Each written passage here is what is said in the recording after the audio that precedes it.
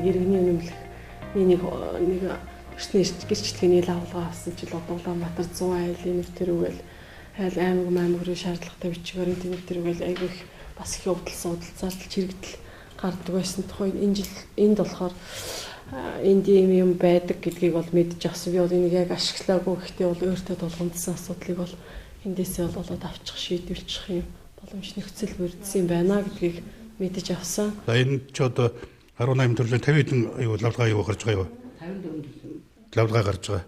Тэр лавлгаануудыг хүн хурууныхаа ягуугаар энд сууж байгаа тэр хөтчөөс аваад ингээд тэр хүнээс аваад авчна гэсэн үг. Тэр оператороос мэдээлэл аваад авчна.